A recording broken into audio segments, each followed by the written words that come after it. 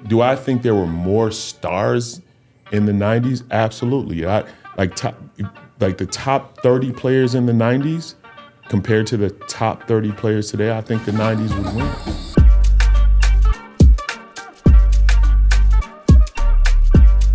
Welcome to another episode of Thanalysis Show with your one and only Thanasis Antetokounmpo and Tony C. What up, what up, what up? Today we have a very, very special guest. He's family, actually, people who know me. And today we're gonna, our topic is mostly gonna be, just the NBA in general, culture in the NBA, couple of stories. We might talk a little bit about religion today, how that plays a role, into how it shapes our culture today. And we're gonna talk a little bit about the old era versus the new era of the NBA. I already got a quote planned. So but before we go to that, remember, we always got to thank our sponsors. Remember, it's Analysis, presented by Gruber Law Offices. One call. That's all. I want to thank Potawatomi Casino Hotel. It's a great accommodation. Whenever you come to Milwaukee, that's the place to stay. They have amazing amenities, amazing service, and you might win some money. It's always a good combo. Plus now shuttles to and from games that you're playing in. Yeah, so you can get a shuttle right from the hotel, come straight to the game. So that is amazing. Last but not least, I want to thank McDonald's in the building. They've been our sponsors. They're amazing. And today, just for today, this podcast is sponsored by Vin Baker Recovery. Please go support his recovery. He is amazing. You got to welcome in Vin Baker. Today, Coach, legend. Milwaukee legend. Today, Coach, you're here to settle this debate once and for all about the new era versus the old era. NBA. I've heard a lot of quotes, and today you're going to settle the debate, or you're going to put more gasoline on it. We'll see what is one or the other. I feel like it's going to be the latter there. We're putting more gasoline on this thing. But you know what? Let's start with our first topic, the NBA. How much is the NBA more different now? Like always ask you stories about the beef between Kmart, Kmart, Draymond. You see that. You see guys going at it on the court. You see now, even with Chris Paul, it's crazy. I feel like the other era was probably crazier, but just didn't have all the social. Right. Yeah. On top of to shed the light on what's really going on. I love that point. Is it more? Are there more beefs today, or is it just more access to them? The world can see it. Yeah, there's much more access to the world seeing it today. I'm being objective on this. I actually work in the NBA now, so I'm going to give you. I actually see a lot more than just my perspective from being a former player. I actually coached the last 9 years. So if you're asking me, Nasi, let me just say, is there more tough guys back in the day than there is now? Was there real fights back in the day? Many more fights back in the day than there is now. I think a lot of it is internet gangster, where a lot of people are doing a lot of talk over the internet, YouTube, podcasts. There were guys in my area, you just, because there was no talking over internet and podcasts, if you said something, it was happening. Vernon Maxwell, Charles Oakley, just some real dudes that it was going down every time you played them. And this is not to take away from any of the guys that are tough today. This is not to take away from Isaiah Stewart, from Draymond Green, the guys that are being mentioned today. There's footage of guys in the 90s. If you said that guy fought, then you go find the video. And I know there's some footage of guys today that just, all I'm saying is the footage isn't the same. Because everyone's hands are at the side, so they're right. There's a lot of missed punches and a lot of air punches back in the day. I'm not trying to sit up here and say I was a fighter or one of the tough guys of the 90s, but I did get in. There was no choice in the 90s. You had to fight.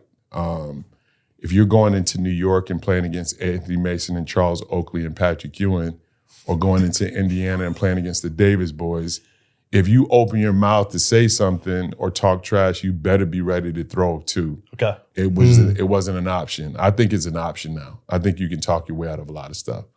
I agree. I agree with you. I didn't even throw gasoline on it. No, he didn't. It makes a ton of sense. It makes a ton of sense. I agree. And I'll say one more thing. I do think like there is a big misconception in terms of like, there's a lot of guys who don't talk trash, but they're about it. Like this is literally today in the NBA. They're just quiet or they smile all the time. They are the worst. And I'll add one more thing. I think, and this is all due respect to the NBA, the business, and certainly the players getting their money. I think in this era, like you're talking about tough guys who were back in the 90s who were making like $1 million, $2, $3 million. Your tough guys now make $20, $30 million a year. So I think the wealthier you are, the smarter you get. You know what? You get. Yeah. It's a brand thing too now. Like if you take this beat down or this punch, like it could affect your brand and ultimately cost you more money. It costs more than just the fine, for sure. If you are on camera throwing a punch today, like right. Yeah, it costs you. I've been in the other end of it. We could go on. Like, let me say one more thing. I was on the court, New York Knicks versus the New Jersey Nets, Kenyon Martin. Yeah. I heard Kenyon talk out on the court. And I was also on the court. Kurt Thomas was on that very floor. Yeah. Those are tough guys, man. Like the things that were being said on the court. Not for this podcast. Not for this podcast or any podcast, but those dudes were real, man. Like you could feel and understand that it was gonna go there if it had. Now the game is much different as far as the physicality of the game. There was a lot more bumping and grinding. But there was some real Kenyon Martin, Kurt Thomas, real tough guys, man. Not only that, like the perception of changed, like with guys, because I feel like this the thing about the NBA would come with it in the 90s, 2000s, and 2014. I was like, there was a lot of the struggle. You wasn't coming from an easy place. If you was in the NBA, you wasn't coming from a nice place. You really had to, you know what I mean? Like you're talking about like your upbringing. Your upbringing. Yeah, like when was the different. I had this conversation with somebody and I was having, what was it? Was it with It was with Rondo. Rondo? Yeah, I was like, when was the last time, coach, like the what we call I say all the time, the hood baby story, like the hood stories. like no, seriously. What was like we grew up in Greece, like small place, hood, this, that. We came here. When was the last time you heard like a story like that in the NBA? So many stories. It used to be all the time. Like everybody used to be like, hey, bro, I came from here, I came from here, I came from here. And then everybody had their own like set crew because they came from these places. Yeah. In the NBA. I'll tell you something funny. I was playing in a game one time. I think it was against the Nets. And one of the players, and being in the NBA, everyone knew that I was a preacher's kid. I'm a PK, grew up in the church and didn't take away from my toughness on the court. But I had a player yell at me from the bench one time, "You just a preacher's kid, shut up." I'm like, since when is that? Like, and that was my way, that was his way of telling me I was soft because I was the son of a preacher. I'd never forget it. Like, so when you talk about tough guys, you're like, we know you pray. Punk, you pray for a living. Don't come out here. Like that's how it was then. Like somebody shouting out that I'm a preacher's kid. But to your point though, Nasi, like because I didn't grow up, in a certain environment, like that was the thing to say. But it is different. That's not to say guys haven't come from that now. Yes.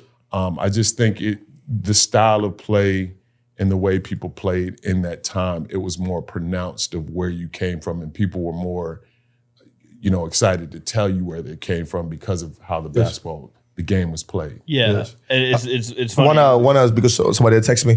For the people who was watching and listening, because I was asking about the jersey. You saw the jersey? I did. Football jersey. They just announced the World Cup seeding, so so this is one of our new collection at the AB stores, at the Gruber stores.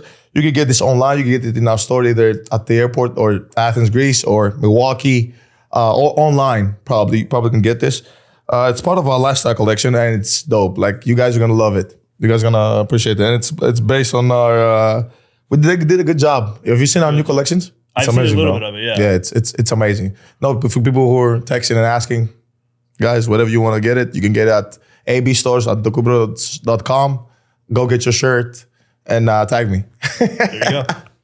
Okay, coach, keep going. Now we were saying that my next question was going to be about Maxwell, because you did say that, and I've always seen some podcasts that describe me a fight between him and Gary Payton. And you were teammates with Gary Payton as well. I was teammates. I was in the gym when that fight took place.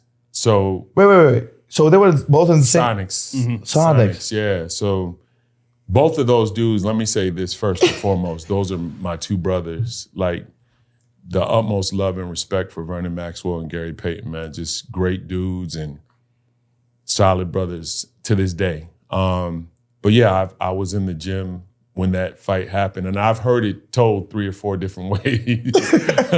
but I left them out. Like, those are two of the tough guys. Like, especially from the guard position, I would say if you ask anybody from the 90s, name your top 10, top 5 toughest guys, Vern Maxwell makes that list. And Gary probably makes it, at some point too. But yeah, that happened. They were, two tremendous competitors, winners, and they bumped heads in the locker. I mean, on the court. It was practice. And it was like one of those practices we had lost a few games, and then it was like, when you lose games, we just got to work it out through play. And so dudes brought that energy to practice.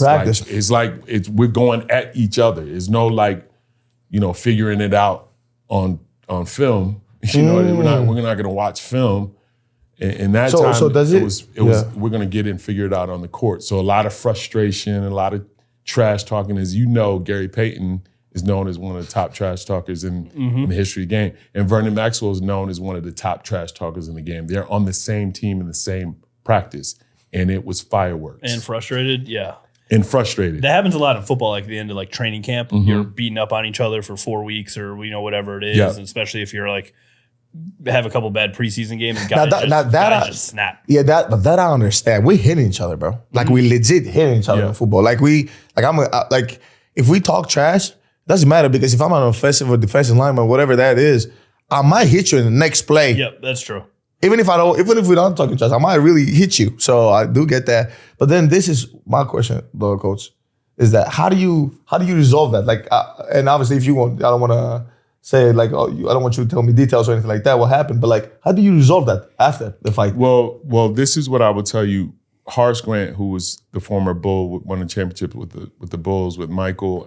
You said Horace Grant? He was on the team too. Okay. So I went to the locker room to speak with Gary, and Gary's my brother. This is after the fight? After the fight, after the one on the court. Okay. And I'd never seen Gary that mad. Gary was like, nah, it's got to happen today. Like, I've given this a pass the entire year. I've tried to be a great teammate.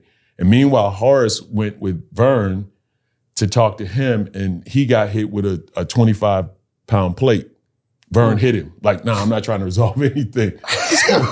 So I didn't get that from Gary, thank God. So I'm glad I went to speak to him and not Vern. But yeah, he went to talk to him, and it got resolved over time. Like, I can tell you for a fact, they had to be out of the building. Practice was over. They had to go home. Calls had to be made in order for it to be resolved. It was on the spot. It wasn't going to be resolved. These dudes were really the real ones. Like, you talk about real ones in the league. You ask anybody from that era, they happen to be on the same team at the same time. These were two real dudes. It was going down, but by the grace of God and the preacher's kid being there, it didn't go down. It's funny you bring that up, who intervened and broke it up, because I think we've joked on the show before, when two bigs go at it, if two bigs would go at it in the locker room, I'm like, who's breaking that up? Because I'll tell you, a point guard's not getting in the way of that. No. One. They're not settling anything. But you have to, Tony, because especially if you're a team that wants to win, you have to find a way to bring this harmony, this because it's gonna break everything. It's gonna break the spirit. It's gonna break the continuity. How was the team after that? Because we knew Gary and knew Vern. like it was their personalities. It just escalated to a point. It got beyond what it normally is. But they're always vocal and always talking crazy. They're always ready to, they're going at other teams, other players on the other team. So this just happened to be them against each other that day. So it wasn't like it went from 0 to 100 without. We knew who they were. It was simmering. Right. It had to simmer. Did Gary just get into it with Kevin Durant from the stands? Yes. Recently? Yeah, he doesn't change. Like I think he said something to KD, and KD was just like, "When you were my age, you were on the bench." Or he said something like that back to him, and they went back and forth, and then they both like smiled. Of course they do. It looked like a good. Yeah, no, but that's okay. That's nothing. Now we're talking about like Gary had a half a season with the Bucks in 2000. I want to say like 3. Yeah. And just like as a very, very young fan then, it was awesome to have him on the Bucks because he was just like tough defender, smaller guy, ran his mouth, but could back it up defensively. And like it was fun to have him in Milwaukee. This is what I want to ask.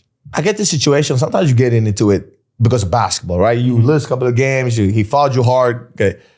But then like there's other stuff involved. Even with the thing with like, remember Gilbert Arenas, the whole thing in the locker room? Him, But then there's another thing too, like when guys owe guys money, guys you might borrow some money, you might do some whatever that case might be. And I feel like in the 90s, that was probably even worse. Like now it's like, okay, I don't think it happens. Like it's a lot of money that's circulating in the NBA that I don't think guys are actually pay out. Not pay out, but I don't think guys are, if they owe money, they don't pay or I don't know. Like you know what I mean? Like is that valid? What I'm saying? Well, like I'm curious from both of you guys' perspective because like the stories of the '90s, and you can bring up the Bulls or people who have said this publicly. I'm not breaking any news here. Like guys would gamble on planes all the time. Yeah, that's some teams. That's not every team. Okay, but we're talking about like guys owing money to other players. So I wanted to ask Coach Vin, like if they got in a fight for. I don't know, but was this basketball? Did other guys get in fights about money in the 90s?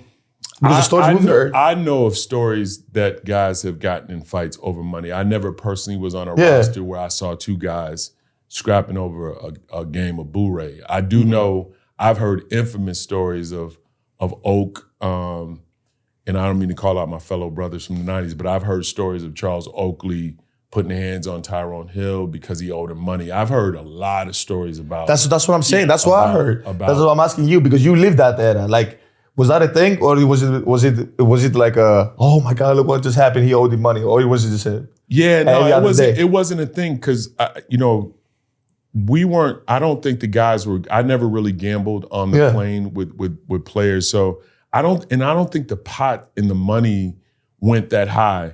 Like it is now. Like guys are losing like $50,000 to $100,000. I will tell this one story that I told you about Vern, going back to Vern. And there was said player who they were gambling shots, just shooting shots That's after what I mean. practice. If it's shots, it's not even gambling on the plane. It's just shots. It was just shots. And I think the guy owed Vern like $800. This is a true story. He owed him like $800. And I had a dinner at my house in Mercer Island later after practice. True story, I was cooking for the team. The entire team came over. We were about to pray over the food. And we closed our eyes to pray over the food. And all of a sudden, Vern was like, nah, he can't eat.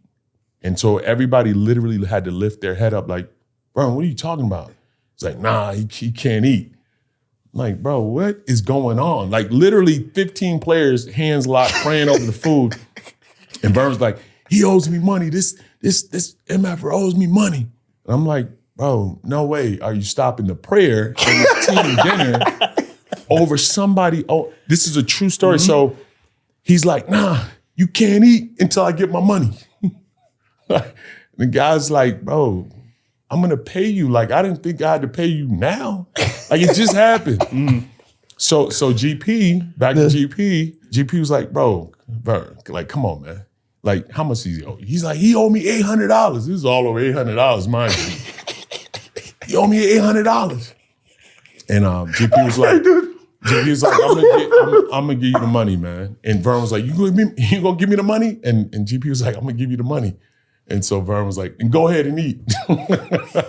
So he held up the whole dinner until this dude was gonna give him the $800. You see what I'm saying, timing, bro? The prayer. Do you know? But it's True not story. But it's not timing story. though. It's the 90s, bro.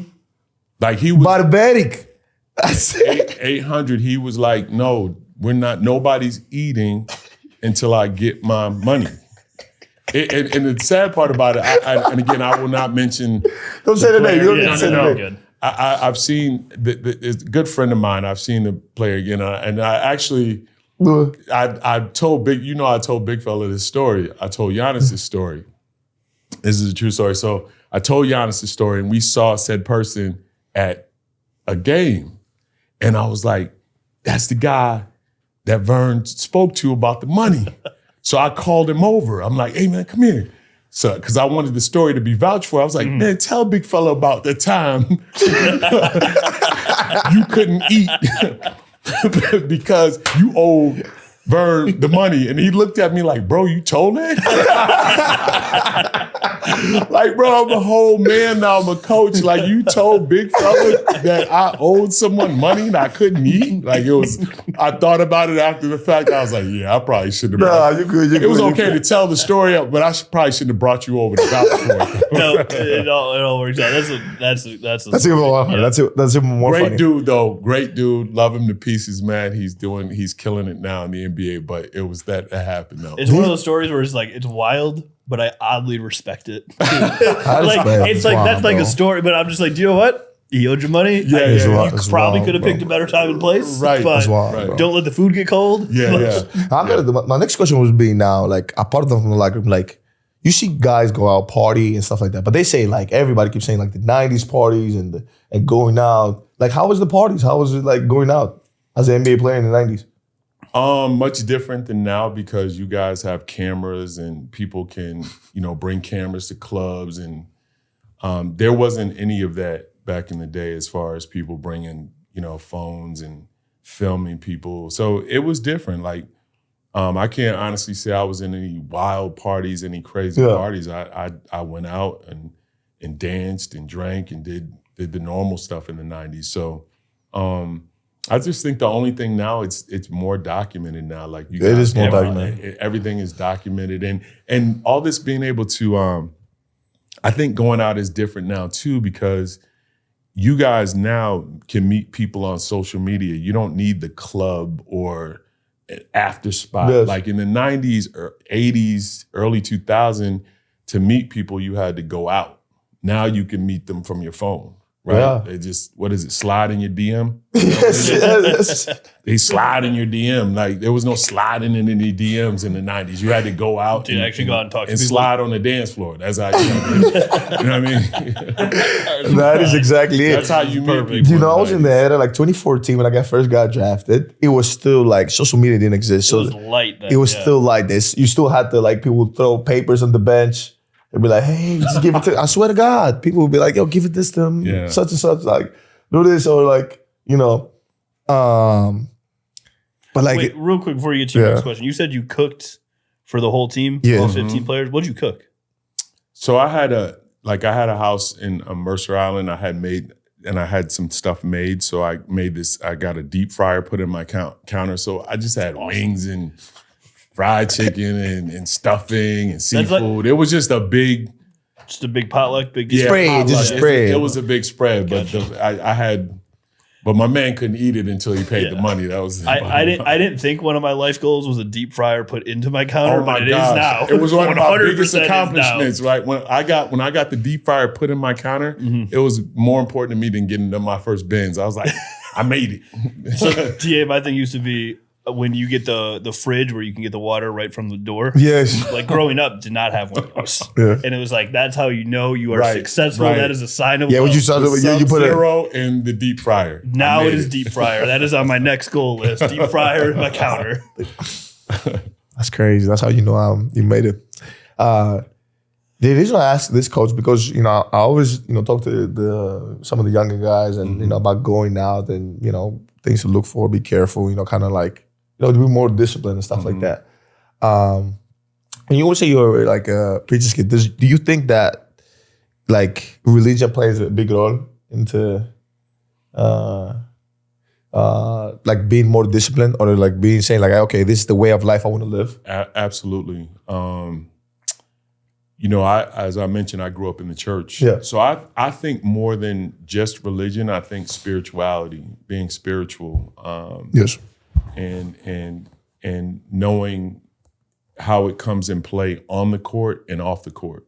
You know, growing up in the church for me, with my dad being a preacher, and the religion brought me back to where, like, I'm 15 years sober now. I'm celebrating 15 years of sobriety, right? So Congrats. Thank you. So yes, and it's not just like religion, it's the spirituality part. It's believing in God, trusting in God, and your higher power, and having that affect your entire life. I think sometimes people get over the thought of, I gotta go to church, right? And I gotta be religious. It's not really about going to church, just going to church and being religious. It's more about having a relationship with God. Because you know, and I know, Nasi, in this game and in the NBA and professional sports, you have to have that relationship 24/7, because we are met with challenges. You gotta be full of the Spirit. You can't just like, oh, I'm having a bad day. Let me just, try to talk to him, talk to like right. You always gotta be full. Your tank gotta be full, because you have to have the access daily, a prayer life. You have to know how to pray. You have to, because just quite honestly, our professional sports brings different challenges. Both on the court, the expectations of fans for you as an athlete to perform, and then you've got all kind of other stuff that happens off the court. So I think religion obviously plays a part, but I think if I was to talk to athletes, to have a relationship with God, your higher power, to talk to him, because things happen every moment, especially when people slide up in their DMs, right? You need a prayer life. Right? No, but I'm saying, but it is true. It is true, because just to find a way to feed the Spirit and to stay in the mission ahead, right? In your goal, and what's your goals and what you want to do, because half of the I call it the enemies. Half of the enemy's goal is to distract you. It's not even to tell you like, oh, this is the way you want to go out. Just to distract you from where you're going, right? You want to go a certain way, and you want to accomplish certain things for you and your family and all this things. You want to be like you want to have a specific energy of who you are as a person.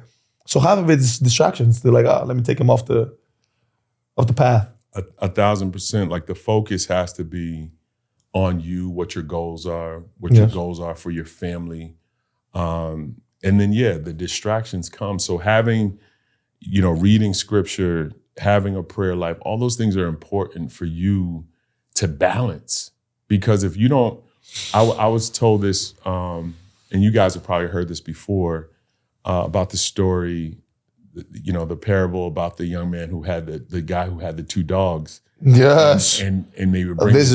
You got to hear this. You got to hear two dogs, and they would have people kind of bet on the two dogs. And he always knew the dog that would win. And so every time the competition was over and the dog that won, they'd ask him, how do you pick the right dog all the time? And he's like, it's the dog I feed the most, right?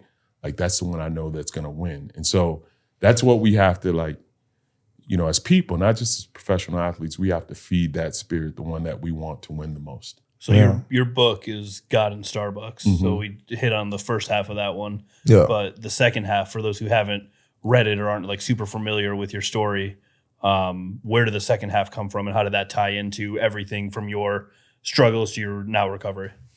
The Starbucks side? Mm-hmm. So I worked at Starbucks for a year when I'd gotten out of the league and had so much happen to me, kind of hit rock bottom as far as spiritually, alcoholism, just hit rock bottom. Coach, before you start that, I want to ask you a very crucial question. Like, what about your friends, Coach? Be honest with me. Like, did your friends stick with you? You have some people stick with you, or everybody just left? No, I didn't have a ton of people stick with me. Like, it was like, and that's not a knock against them. No, it should be. It's just a point where things got so bad. When you hit rock bottom, no one wants to hit rock bottom with you. You know what I'm saying? That's not true.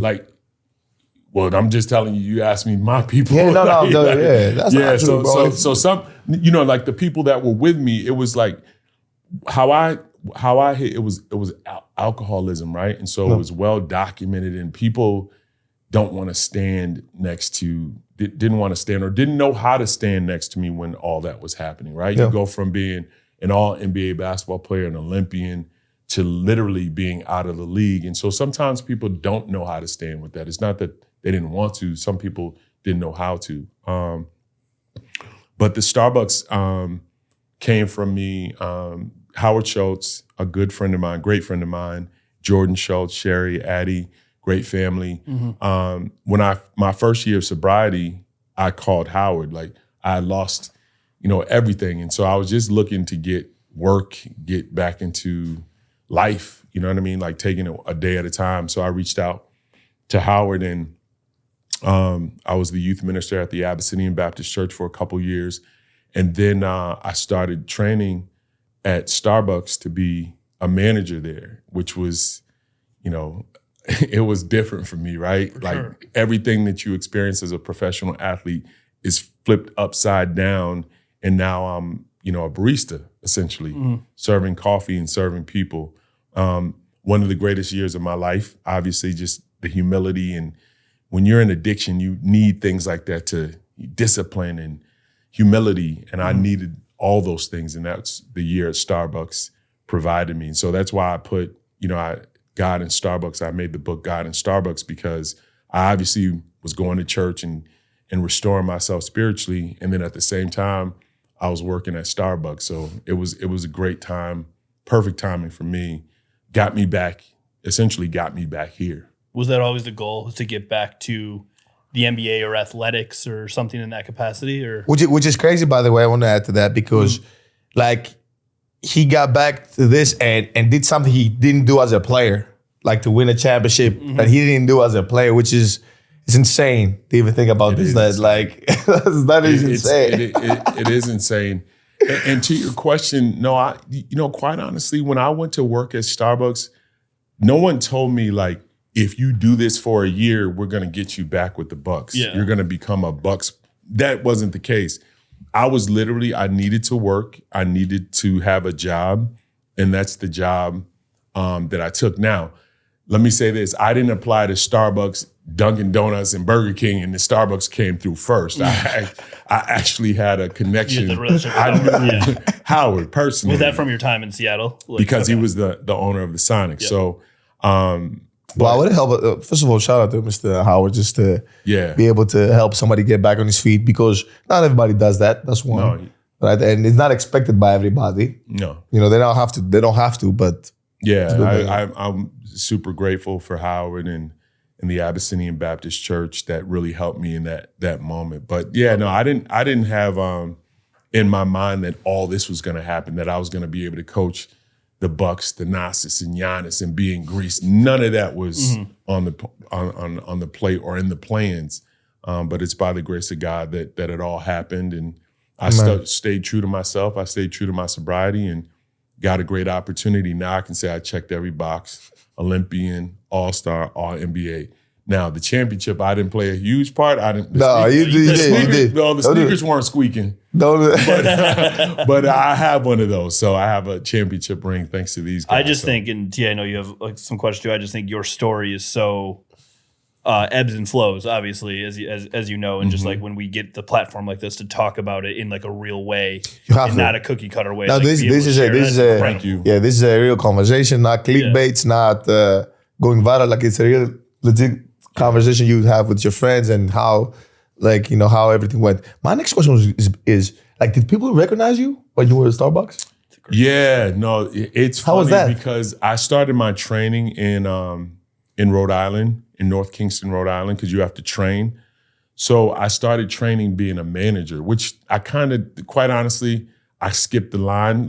You usually have to be a barista for a few years and then you become a manager, but I went straight to management training. Still had to put the green apron on. So I used to come my first couple of weeks, I'm not gonna lie to y'all, it was be honest, I'm like, damn, I gotta go out here and with this green apron on. I'm 6'11". I was gonna ask, I'm glad you asked your coach because I was gonna ask if it fit. Like it's above the knee. I'm just thinking like, I'm just thinking the reason I say that is because like imagine if somebody did that today, the first thing they would be like, oh my God, it's such and such. They would be taking pictures nonstop. Like they would be like, it was hard. Like it was hard. Few people knew, right? Like a few people knew who I was. Okay.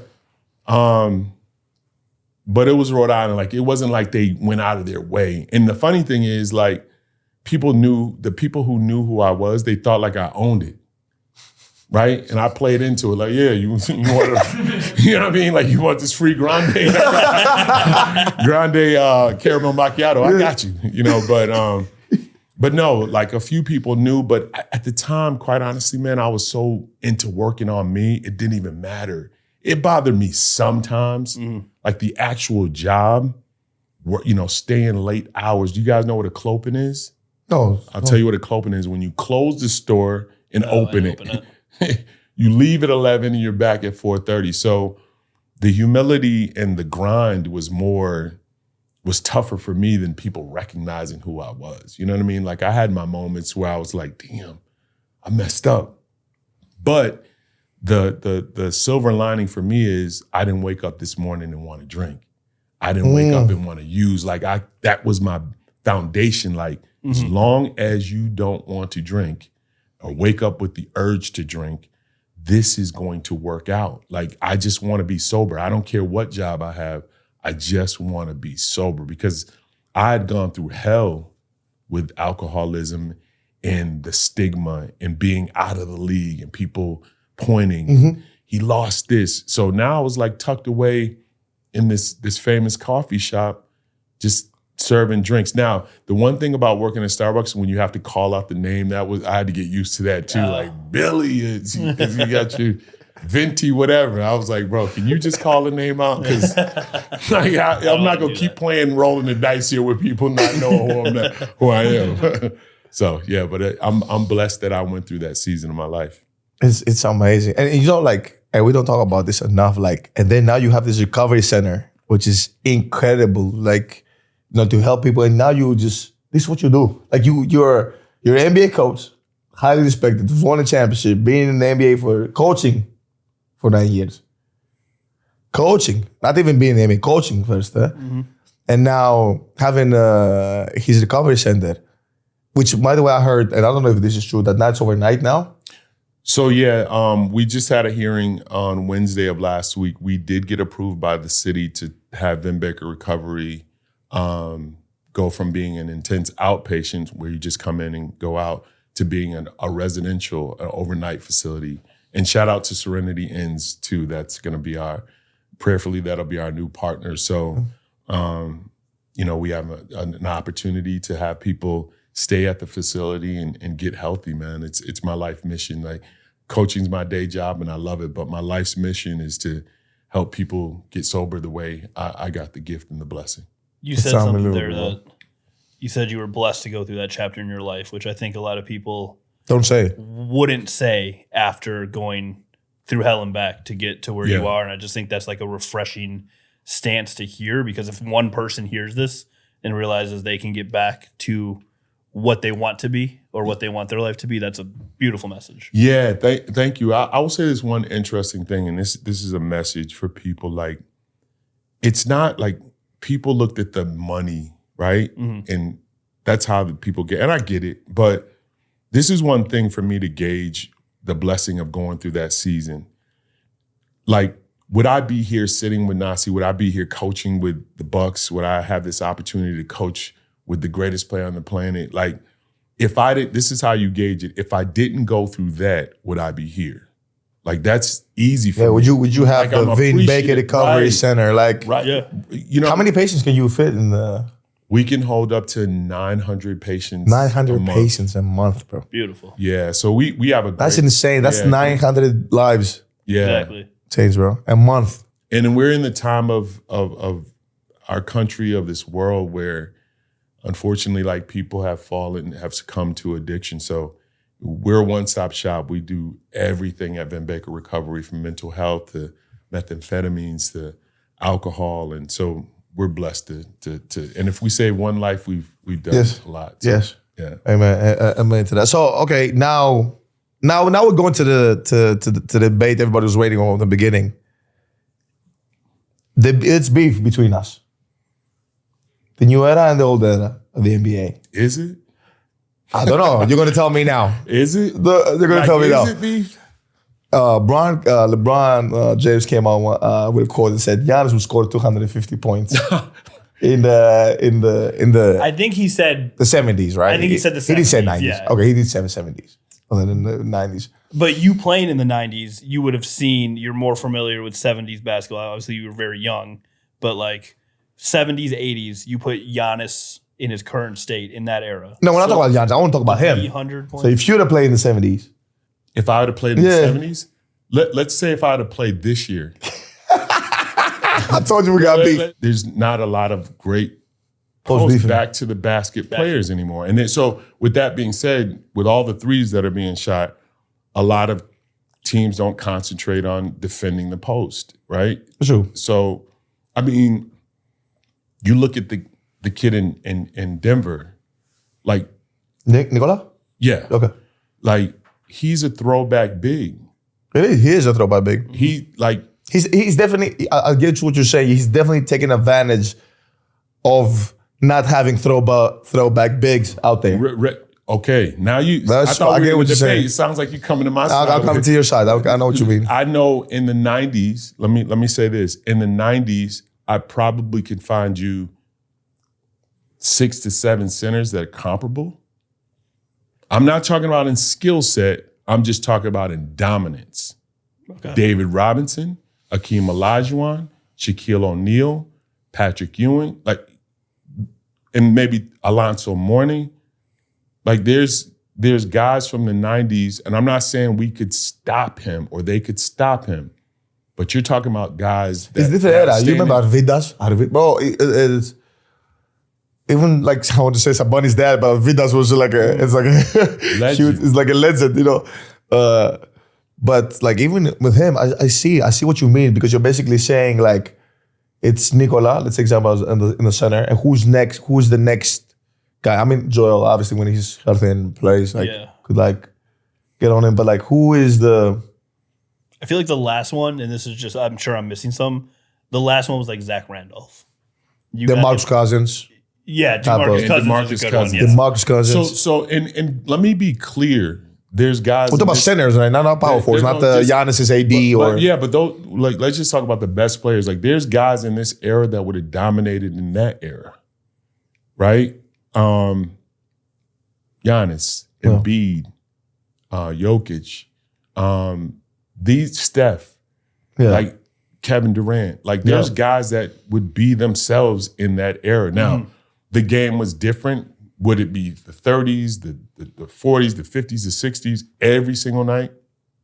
I don't know that, but they would have dominated the game. Yes. Just because they are who they are. They're great players. Exactly. It's foolish to not think that they would dominate the game. When those debates come up, I swear it's always people talking about like, would this superstar play well in the night? Like, of course they would. No, I'm asking somebody who legit played in the 90s and played against everybody. Who's your super team at that time? The Bulls. The Bulls. With who do they have? Who do the Bulls have? In the 90s, they had a guy who was pretty good. MJ, Pippen, Michael Jordan, Scottie Pippen. Rodman. Like, you're talking about 3 of the top 75 players. But that doesn't take away from how great the Golden State Warriors are. Like, it's like there's different eras. The game is played differently. Do I think there were more stars in the 90s? Absolutely. Like the top 30 players in the 90s compared to the top 30 players today, I think the 90s would win. Like, it's just— the stars, huh? You got some guys at their keyboards right now just No. the top That is a legit debate, and you can ask. I think that's how like, you should have and that's not to knock anybody. No, today. but under the comments and stuff like that, I want people to know, like, the 30 best players, 30 best stars of today versus the 30 best stars of the 90s. Who's who and who wins what? Like, that is a legit question. We got to ask that. But that's what I was about to say. It was like, when people have this debate, I feel like that's the way you have to have it. It's not like if you put Steph in the 90s, No, I would knock no. him on his ass and he wouldn't do anything. It's You know what? superstar. You know what I would say? I would say one thing. I do believe, apart from stars, I don't know about the skill set, but like when I see guys like Tyrese Maxey go out there and play, which I love how he plays, like it's insane. Like if I see him be like he would be like a road runner in the 90s. Let me ask you this though. And then my next thing would be this. Let me ask you this on Let me stop on Tyrese Maxey. Do you take Tim Hardaway or Tyrese Maxey? This team or Tim? The Tim Hardaway senior. The senior. Like I personally, like Tim Hardaway was an absolute monster in the 90s. This is the physicality, the shooting. Like he had a lot of things, the same things as Maxey has. Yeah. And what I'm saying is, you could take a bunch of guys in the 90s, their style of play. You can take Allen Houston, you take Ray Allen. Allen Houston, that was my. Hell, you could take Del Curry. Del Curry. Like, yeah, the dad, and put him in this era. And I think there's guys in the 90s that would shoot the crap out of the basketball based on the style of play. Exactly. Having said that, I don't think you could take a ton of guys and just throw them in the 90s and be like, he'll do the same. No.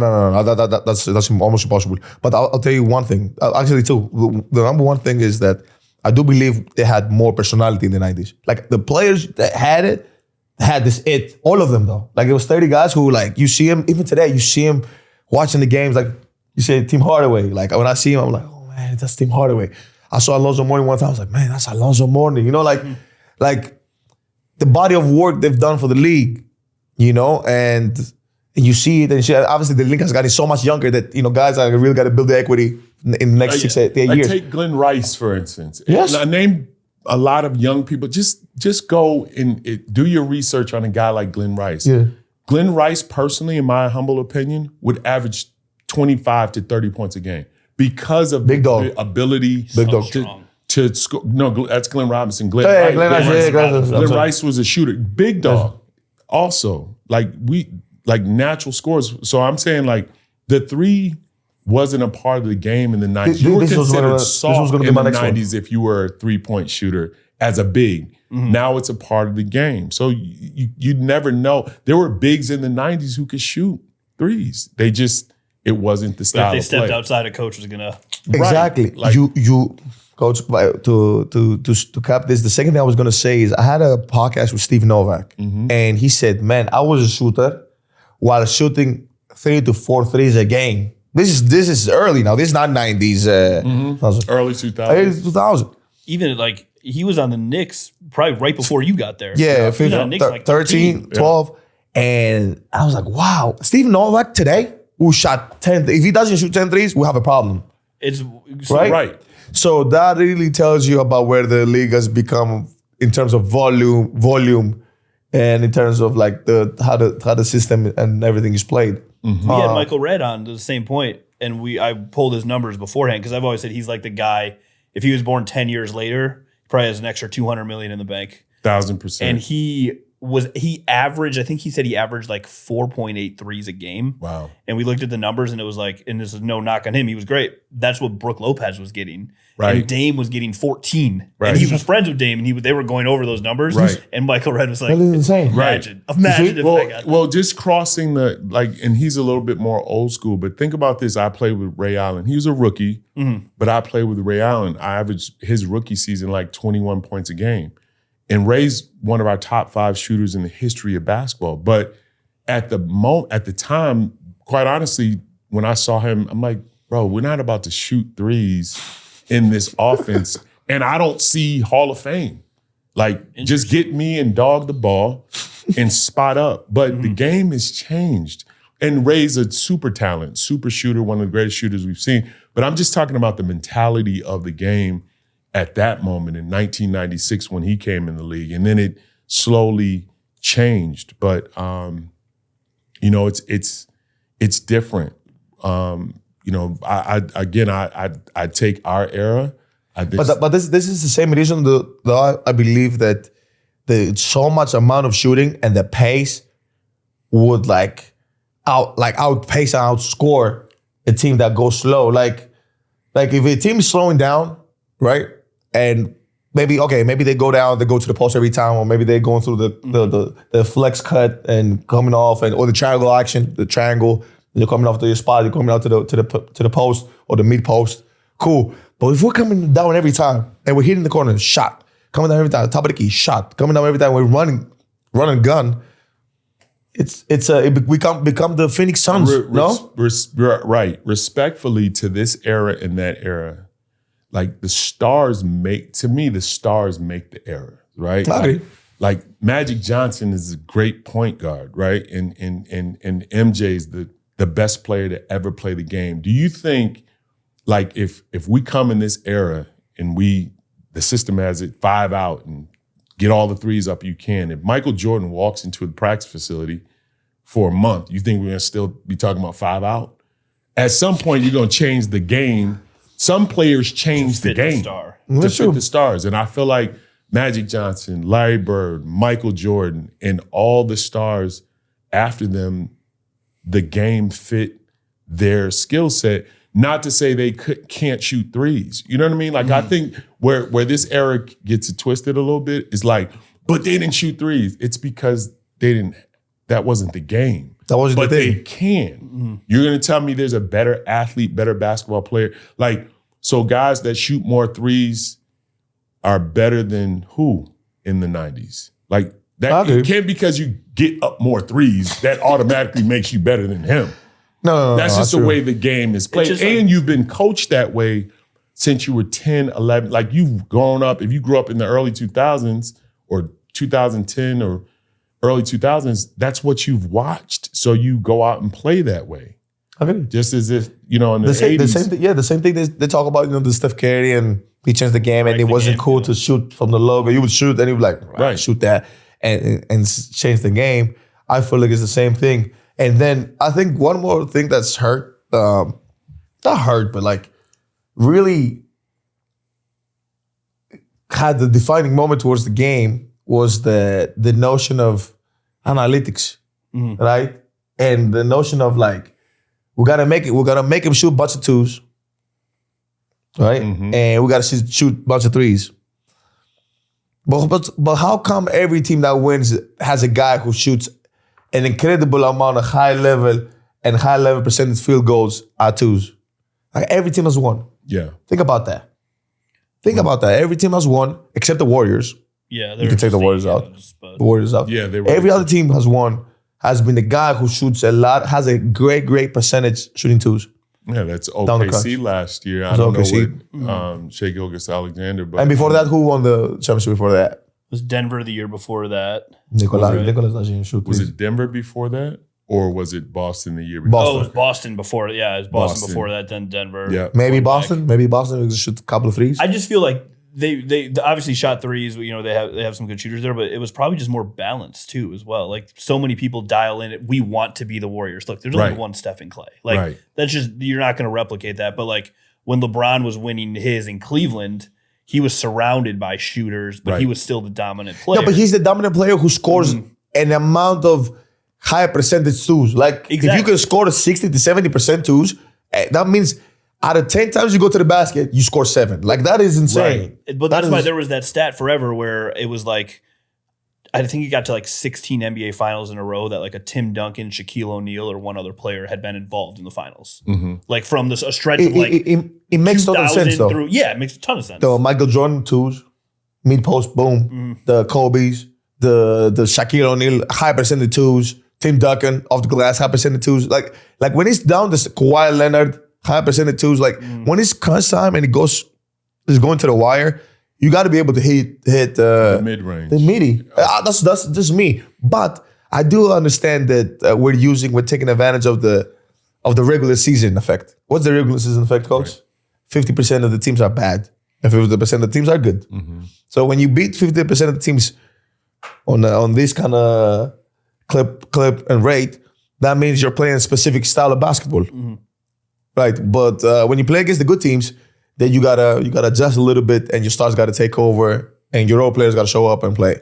Yeah, I definitely think so. I just think, like, this is like, look at the Pistons now. Yeah, right. Their team is constructed of a lot. It's almost like the old Pistons. Yeah, physical, half court. They've got a terrific player in Cade Cunningham, but they're like the old Pistons, and they're winning games. Right? The way they play. So I think the styles adjust to the guys. I don't know where Cade Cunningham is shooting threes, but I would imagine that he doesn't shoot a high volume of them. Oh, he's not shooting 8 threes a game or 9 threes a game. Like, does it make any sense for him to do that when he's such a 6'7" guy who can dribble and get to the midi, get to the post? It just makes sense to tailor your offense to your players. Right. Steve Kerr did when he had Steph and kind of unlocked that. But you can even go back further. I know we're super short on time, but like you can go back a little bit further. People forget the Magic team because we had Dwight Howard on. Yeah. He kind of brought this up. The Magic team that made it to the finals in 2008, 2009. They were loaded with shooters. Yeah. And they were like the first team that really just like, all right, we're gonna give up twos, but we're gonna shoot threes with.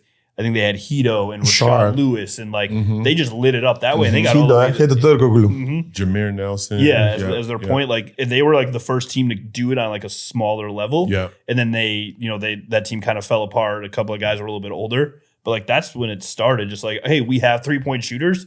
Let's use them. The game is going to come back to ground and pound. I promise you, it'll be more in the post in the paint. It'll be more physical, not even just paint back to the basketball, but it'll be more ground and pound. People are going to take the three away. I firmly believe at some point you're going to be able to take that away. You might not be able to take the attempts away, but you might make them harder. It'll go back to ground and pound. Like the Pistons are proving it this year. It's more ground and pound. Yeah, at one point last year, it's one of my favorite stats. At one point last year, like after the calendar flipped, there were 2 players in college basketball who were shooting over 30% from three.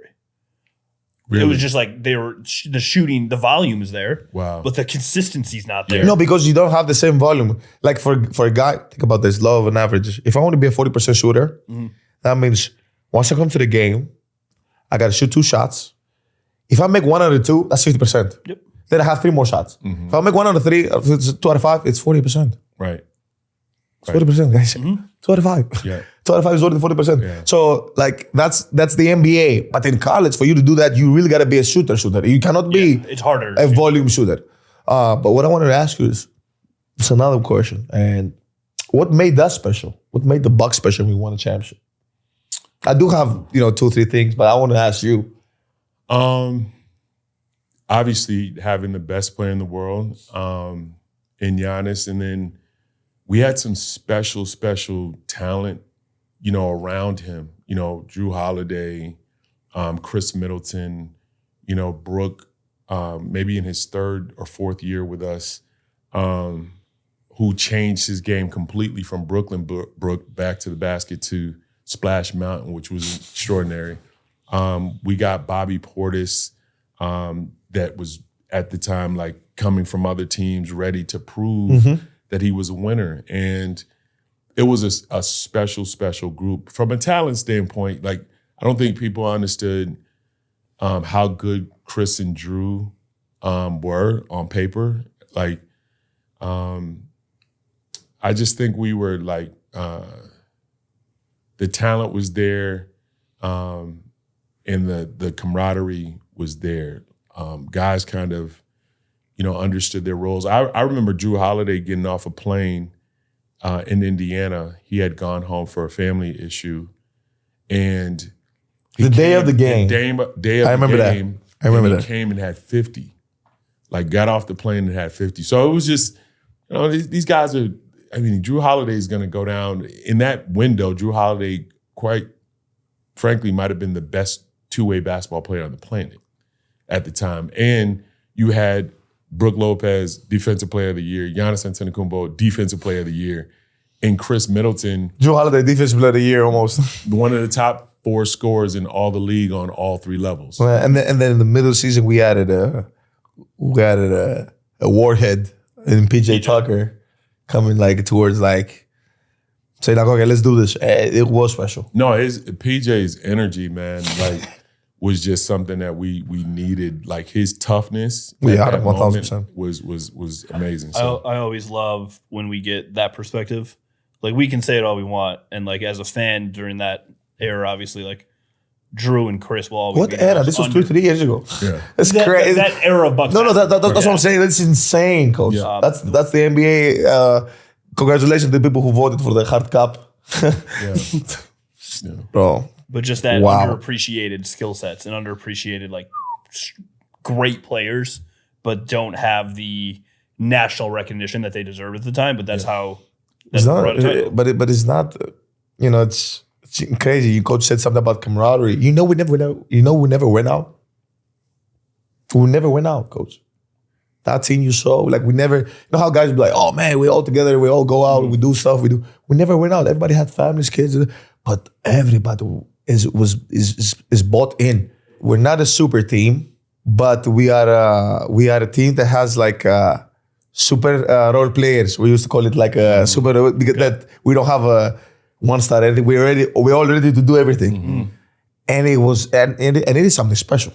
For It's sure. something special, and it's crazy. It's a crazy statement to say, but it is hard, but it's easy at the same time to replicate. And I'll tell you why. It's hard because it doesn't work in every era.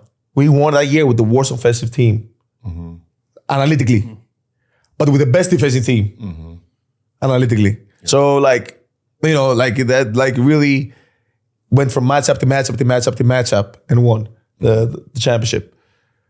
That's what I mean when I say hard. But when I say easy to replicate, culture-wise, yes, it's easy to replicate. All you need, it starts from a leader, it starts from people in the locker room, and it starts from the system. Like knowing, like, hey, this is what the team wants to accomplish. This is what we do in the regular season. Because people forget that maybe in the span of 4, 5, 6 years, we might have lost Not a lot. not a lot of games. Well, I saw it on the panel. This might have been like 2-3 weeks ago, but we lost like a couple in a row. Like lost 5 in a row. We lost 5 in a row with the Bucks. Now I was like, oh man, we lost 5 in a row. And then I was like, man, what kind of streak we have winning? Because we never thought about winning. When you're winning, you never think. The misconception about winning is it's not smooth. It's hard. It's hard, and it's what you're willing to do to win. It doesn't happen your way. I can tell you a lot of guys were not happy with their role. I'm telling you right now, a lot of guys, like from everybody. I'm not telling you, even with Giannis included. I'm telling you right now, nobody was really happy with their role.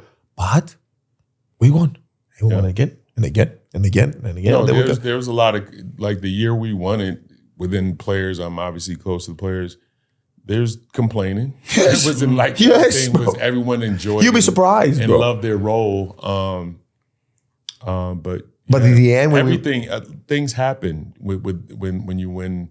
As Nasi alluded to, it's hard, and all the things that teams go through during the regular season, we experienced in 2021. It wasn't just their favorite, they're winning. That wasn't like that. Especially when we could have lost everything with the toe being on the line. But If I okay, hear that so- story one more time on the internet, let me say this. Oh, you're gonna hear. So- it again. so- If I how- hear one more time it was a toe, that's why this Bucks No, won. bro, that's part of basketball. How many times people step on the line? So many times people step on the line. Now, that we almost had a heart attack, that doesn't say we didn't, but that's the basketball. Yeah. That's the basketball. But I want to say one more thing. The thing that happened later was the fact that we played 3 games, or how many games we played, or a whole series with Giannis going down game 3 to go to the finals. And Bobby and Brook Lopez and Chris Middleton showed up and sealed the deal, and Drew Holiday and sealed the deal for us to go to the finals. For Giannis to have a chance maybe maybe to come back. to participate Yeah. in the finals. At some point, we're gonna have to do a show with him where we talk about Cool. some of the stories that came out when he was out going into the finals. Bucks fans, people, inside sources Well. texting. I heard he got a knee brace delivered, or he's sleeping with an ice cast. All the stories that If I are tell you- logged from that lore of just like, all right, tell me which one is true or not. And So I'll give you a little bit. okay, did he sleep in an ice chamber For 2 days straight, he was waking up every 3 hours. every 3 hours? Treatment. Every 3 hours. Wild. Every 3 hours. At 4 o'clock in the morning, hey, I'm here, man. I'm just get like, come here, massage, do this, treatment. Every another 3 hours. Again, another 3 hours, again. And again to say, hey, because the only thing is then you risk it. Then it's on you, and he did. Yeah, I will say for all of the Greek freak stuff that you hear about, which is we obviously get a chance to see it on the court and have seen it for his entire career. I saw him walk in with the knee brace after the injury, and I'm like, there's just no way. Like, no way. It was like that ACL, MCL knee brace. Right. And it was like, no way. And like 2 weeks later, we had to calm him down in Phoenix. He was back on the court, like playing. So that's mental. That's willpower.